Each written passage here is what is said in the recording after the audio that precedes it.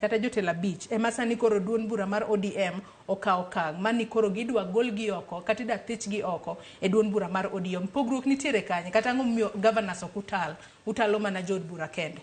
Ok ang'eyo ni governors adi misewinjo ka wacho ni gidhi State House dhi manyo dongruok.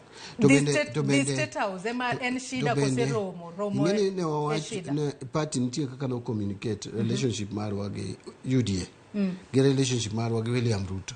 Ma party no communicate maber ahinya ni ok recognize presidency mar William Ruto sechego. So nyaka ne lumano. Mar ariyo ineno ka jowa kana wacho odhi e media molando ni jo constituents gi kik dhi mandamano. Akia ni neno governors adi molando mano. Then gima nyaka bende jo understand Joyce en nitie relationship e kind national government gi county governments. One nyaka gi international government relations. One nyaka gi IBEC maketo governor gi deputy president. Yeah, one gi summit maketo governors gi president. So nitie kaka chik uketo gi nyaka gi tudre. Member of the National Assembly ok nyal wacho ni owuok no dhi manyo development State House ni mano gimotere State House.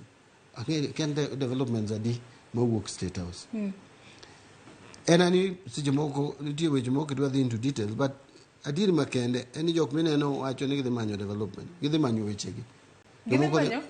Jomoko dhi manyo hala.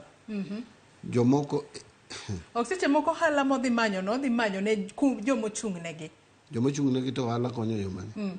Hala ok mana mari ni moketo pesa ofuko ni. Yeah. And kata king'iyo matut development go ni kure mabiro kuonde ma wanto kwane ma ok dhi kuonde mamoko. Jowa mamoko dhi State House geno kiyo development. So development budget iloso e bunge and pesa ikete bunge.